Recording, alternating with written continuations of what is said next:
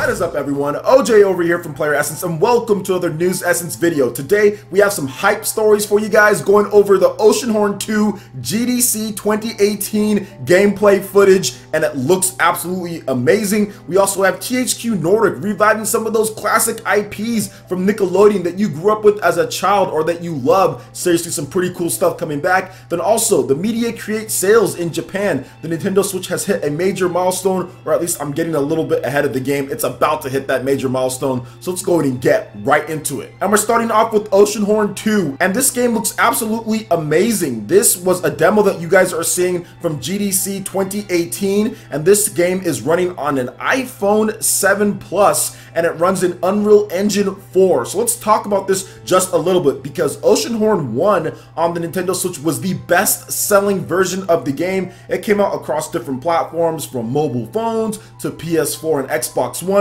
but the Nintendo Switch version actually did the best. A lot of people really liked the Wind Waker style / Secret of Mana. It had a nice mix of different styles to it, and it really resonated with Nintendo fans. So that's the reason why I'm talking about this and showing off Oceanhorn 2, because if they're going to make it for consoles, which they're probably going to, they've already hinted at that, it's definitely going to come to Nintendo Switch either first, or it's going to be a multi-platform release, and it might do best on the Nintendo Switch considering the style of it. Now, looking over this game, I've been watching the demo, and it's absolutely amazing. I love the artwork. I like the style that they're going for. It kind of reminds me of a little bit of Dragon Quest / Wind Waker / Zelda. It has a lot of unique styles to it, but the villas and the locations and everything is a little Dragon Quest-esque with it, and I like that. I love what they're doing here. I like the clothes in terms of what the characters are wearing. The art style is amazing with that as well, and it just seems like a very well-made sequel to a game, and it looks a lot better running in that Unreal Engine 4, and that's on an iPhone 7 Plus. Imagine what it could look on systems like the Nintendo Switch or the PS4 and Xbox One. So I can't wait to see more on this game in terms of what they're going to do and the plans going forward for a Nintendo Switch version or a console-based version of the game. And this is on touchscreen controls as well. Everything that you're seeing iPhone 7 Plus, like with the button controls that you can have on the Nintendo Switch, the mobility of it, they can even take this base game, put it on the Nintendo Switch, then also have it to where you can use the touchscreen controls, so where you can play it like an iPhone 7 Plus or something like that. So I absolutely love what they're doing. I like the fact that they're bringing out Oceanhorn 2 using Unreal Engine 4 for it, making the game look spectacular, especially if you're going for not like a super high spec game. You just want to get great performance. You want to make sure that you have all the tools to where you can develop a game as painless as possible. Unreal Engine 4 is really good for that. A lot of people like to see Unreal Engine 4 for high-end games. Stuff like Gears of War use it. There's also other games that have used Unreal Engine for even the biggest of AAA titles, but I also think that Unreal Engine 4 is really good for independent games or smaller titles as well, because there's so many tools that you can use to streamline development of your game. And if you're making a game that isn't as big and as complex as some of these other titles out there, you can get games done a lot quicker and higher quality than using your own proprietary engine or using something else. That's why you're seeing stuff like Travis Strikes Again, No More Heroes using Unreal Engine 4 as well, just to streamline that development and get great tools out there and make games look and run awesome on there as well for the smaller scale too. So I love what Oceanhorn is doing. The story and the plot in terms of what you have to do is great. I like the fact that you have companions that are rolling alongside of you, making it more of a classical or traditional JRPG feel to it. So it looks great. It looks great. It looks like it's playing great, and I can't wait to see what else they have for us. And hopefully it does come to Nintendo Switch sometime in the near future. I don't know when this game is going to be dropping. I would think that looking at this demo, it's going to be a 2018 release on mobile phones, but I think maybe even a 2019 release or a late 2018 release on consoles,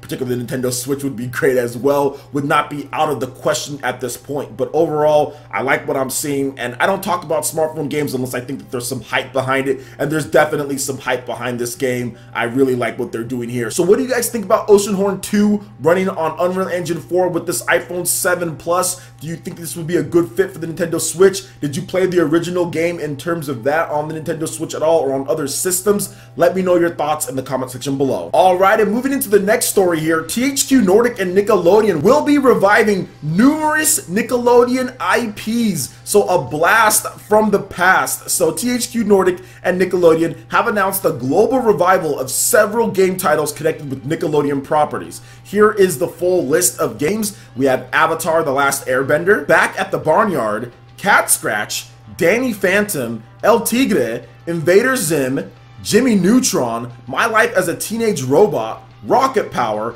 Rocko's Modern Life, sorry, I had to do that, Rugrats, SpongeBob SquarePants, Tak and the Power of Juju, The Fairly Oddparents, yo, that is hype as well. I love The Fairly Oddparents. However, it says US only by it, so region free. The Ren and Stimpy Show and The Wild Thornberrys, and a lot of these shows I grew up watching. Some of them I liked more than the others. Now, THQ Nordic will announce the on-shelf availability of the games in the coming months, so some of them will be eShop or digital storefronts, and some of them will actually be on store shelves. So this is a number of titles, anywhere from the teens to 20 titles that they're going to be bringing back depending on how they decide to split it up. But I'm going to be interested to see if there's actually any bundles here, because I don't want like all of these games individually. That might be a little tough to kind of buy every single one. And then of course, in terms of on-shelf availability, you don't want to have this many titles out there individually. That's just going to be too much in terms of publishing.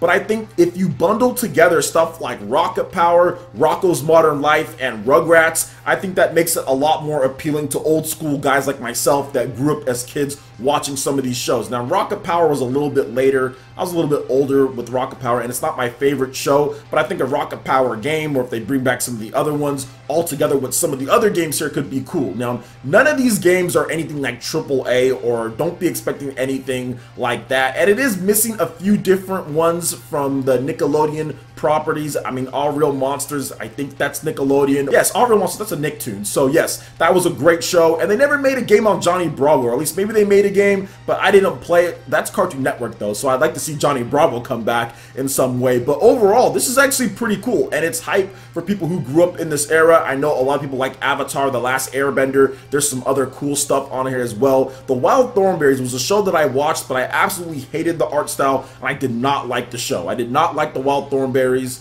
and I would not buy that game if they put out another game. But I know a lot of people did like the Wild Thornberrys. That was about a girl who could speak to animals, and everyone else couldn't, but she could speak to animals, and her dad was like a safari dude or whatever. So it was an interesting premise and concept, but at the same time I just didn't like it. But I do really like Ren and Stimpy, although the games were horrible back when I was a kid. We used to rent those and they were not very good. And I also love Rocko's Modern Life. That show was amazing. So we'll see how they do it, how they split it up and all of that. Rugrats, they didn't necessarily have horrible games, but they necessarily weren't good either. So overall, what do you guys think about all of this? What other games would you like to see come back? I know Animaniacs is getting a reboot. That is Warner Bros. Or whatever, but I'd like to see Animaniacs kind of come back in its own game. There was a PS2 game that I actually liked, like a platformer that was pretty cool. So let me know your thoughts on THQ Nordic reviving some of these classic Nickelodeon brands, and what are your favorite Nickelodeon or Cartoon Network or cartoon brands that were brought to life in video games?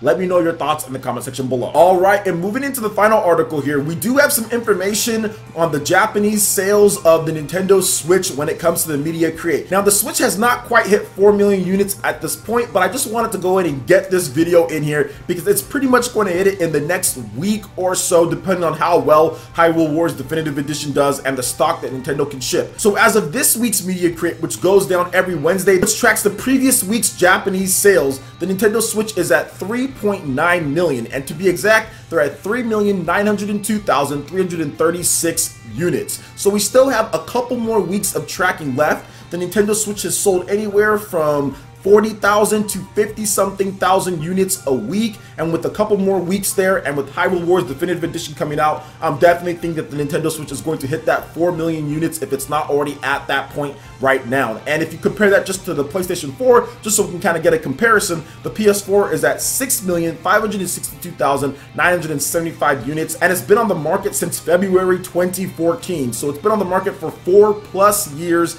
and the Nintendo Switch is actually like pretty close to it. So that's really good for Nintendo. Obviously, Nintendo has hit a home run with the Switch. That hybrid design and concept is universally appreciated when it comes to Japanese gamers who mainly play in portable mode and also US US or Western based gamers that like playing in both modes but maybe favor towards docked play as well. So great to see Nintendo do so well with the Nintendo Switch, and 4 million is a major milestone for them to hit so quickly. They've already passed up the Wii U very quickly as well, and the Nintendo 3DS will probably be the next big one when it comes to Nintendo platforms, but that's over 23 million units, so it might be a while before Nintendo really hits that point, but I think that they will, because there are a number of games that are coming out that's going to boost the Nintendo Switch sales in Japan a lot. For example, stuff like Project Octopath I think is going to do really well in Japan. You also have Ys 8 Lacrimosa of Dana, you have Dark Souls, quite a number of games coming out. Obviously we talked about Hyrule Warriors Definitive Edition, but the really big one is going to be Super Smash Bros., Animal Crossing whenever that comes out, and Pokemon is probably the major one,